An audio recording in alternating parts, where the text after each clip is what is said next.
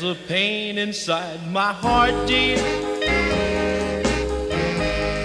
and a burning deep within. If I can't be your lover, won't you let me be your friend? Guess I took too much for granted.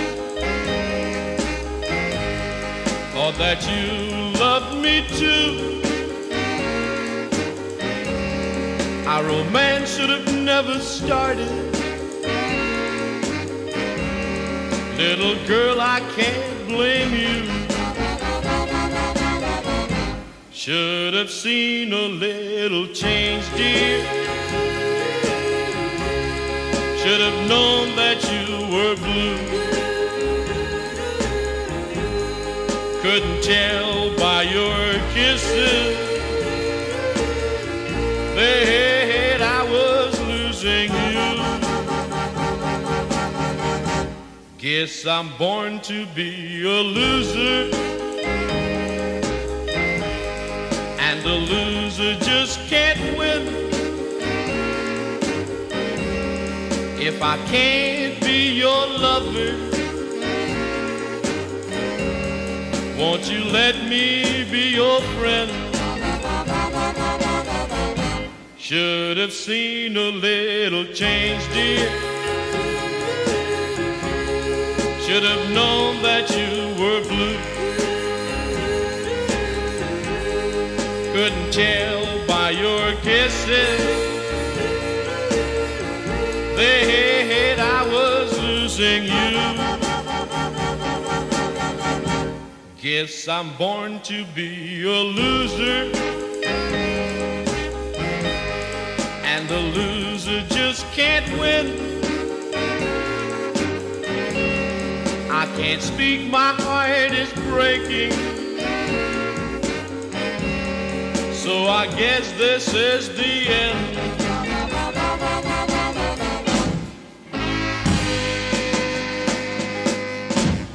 What about you're Born to Be a Loser? Now, where did you record that? Born to Be a Loser, I recorded that at Cosmo. That was when I went to Floyd to try to sell some songs, and he said, "Your voice is pretty good." He said, "Why don't you record from?" Excuse me. And so he said, "Go to Cosmo." So I went to Cosmo. I did 4 the first session, and Born to Be a Loser was one of those. My sister had a little trio. They used to sing at church and all. So I brought them in the band, and the record was real good, and it sold real good. However, I wasn't successful. He had 8 more releases on me, and I would just call it quits after all. And I didn't record again until I recorded a Cajun album for Floyd, for Swallow. Okay. That was in 1995. I was working in the assessor's office. In fact, 95. I was assessor, I was an assessor, and me and my assistant, Chief Deputy Billy Pete, went and we cut a all original song. It's called Leroy Martin fun song, Cajun fun songs,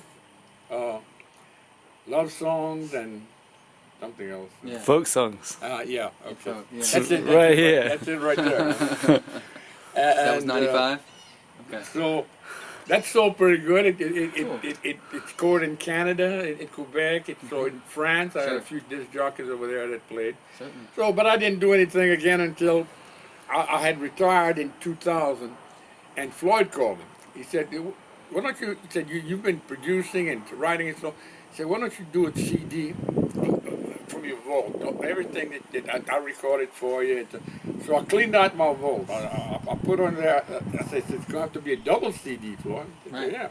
He said, "Well, I gave you the copy, right?" I've got that, yeah. And he said, "I want you to write a biography." And so I wrote a 30-page biography, which we printed and It's put all in there. And so what it was my entire catalog, the self-produced record I had made, the one with Floyd, and then I recorded a few things for Homo Records, for Eldridge, Rod Rodriguez. Yep, right. I recorded a couple for him. He released it on a label he called Desire, DESIR. Found a couple of those in the That's stacks. with his Homer label and Yep. stuff like that. Yeah, then I didn't record again. I hadn't recorded again, so I put all that together. And Vin and I had put some songs down that we had written just with guitar. And I decided to put that on there. They were good sound, good quality. We had used a good recorder. And I put those, and I put stuff that like me singing a song at the World's Fair Right. live. And I took some stuff, one or two from the Cajun album I put in there. And it was a double CD. It sold pretty good. And I wound up, he sent me a box, and I've been giving them away ever since. So it's still on sale on iTunes, Amazon, and all the internet mediums. Both of my CDs are on there. Now, are they available at record stores in New Orleans and such? No, like I don't. The Music think- Factory? Not anymore. I doubt seriously. Well, if you ever got a box that you want me to bring up there and try and pitch to Well, them there yourself. were At one point. at the beginning, Sure, but sure. that's 2000s. 1995 and 2000 and Right. 2011 was the Yeah. and then that I had when I got elected assessor, I quit my radio program. That had been going on for 30 years. I had What did you 5 call it? hours every Saturday afternoon. What was the name of it? Leroy Morton Show. There you go. It would start with Leroy, some record I had found, Leroy, and everybody used to yell at me on the street. They would listen to me. Very popular. Radio was still a factor It was huge. in 1953. Of course, by the time I quit, I used to get about sometimes 50 to 75 to 100 cards and letters a week. Wow. And by the time I ended the show in 1986, when I got elected assessor, that had dropped down to about maybe 10 or 20. I blame the high cost of stamps. Of course, I started out, stamps were 3 cents. Yeah. And I think they were 30 cents by the time I ended the show. Inflation. So anyway, it was time, it was time to go. I had worn out, and like I said, radio's popularity had gone down, and I was on an AM. Right. By that time, FM had taken over. So that ended my musical career, and then I was assessor. And of course, I kept on beauty pageants. They used to call me to do beauty pageants I'd do 2, 3 a year, and I have a lot of pictures with. In fact, if you look in my the newest liner notes, CD? I'm there with 5 different Miss Lafourches, and I said, this was hard work, but somebody had to do Somebody's it. got. You know. Open up the door of memory and who walks in? It's always a love that never was but should have been. It's always that first love, the one you can't forget, the one who brought you happiness, sadness and regret. So I open up a door that lets the past come in, a door that should be sealed so tightly to keep out the pain. But though you wish forever, you will never see the closing of the door of memory.